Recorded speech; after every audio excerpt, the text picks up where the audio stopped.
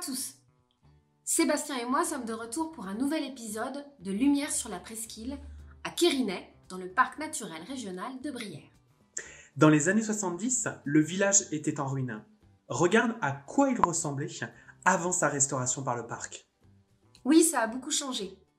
L'objectif de cette restauration, c'était de valoriser le patrimoine bâti si caractéristique que l'on retrouve dans toute la Brière. C'est l'un des plus grands marais de France. On distingue la Brière des Terres de la Brière des Îles. Nous nous trouvons ici dans la Brière des Terres. Cela se reconnaît d'ailleurs à l'organisation de ce village.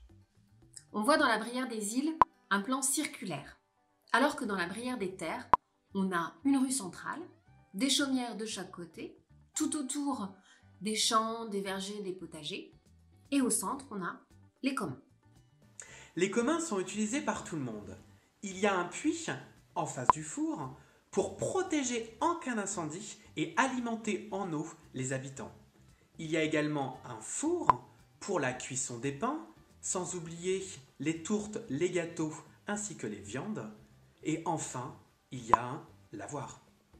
Oui, enfin c'est plutôt une mare. En fait, dans un lavoir, on ne lave pas, mais on rince.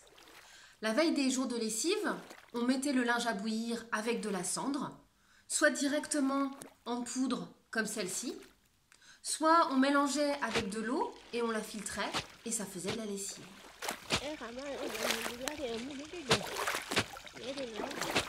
La cendre, il n'en manquait pas. Pour se chauffer, ils utilisaient ceci, la tourbe, provenant du marais. Ils avaient donc de la cendre en quantité. Alors, comment on accède au marais? Grâce au port de Bréca, qui se situe à 1 km d'ici. L'avantage, c'est que le marais offre de nombreuses ressources, et d'autant plus qu'elles étaient gratuites pour les Briérons. Flash info spécial depuis la presqu'île guérandaise. Au XVe siècle, François II, duc de Bretagne, reconnaît l'indivision du marais et offre le libre accès à ses ressources aux habitants. Alors il y avait la chasse, la pêche, le pâturage.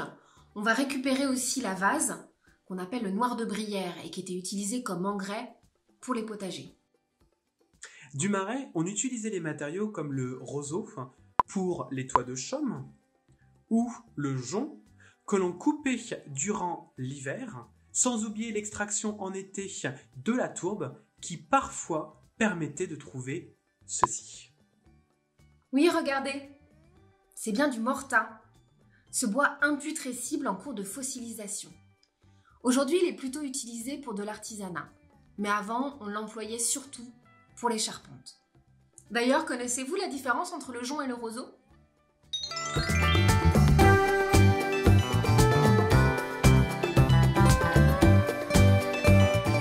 Laissez place à votre imagination et écrivez vos réponses sous la vidéo. Et on vous retrouve bientôt pour de nouvelles découvertes.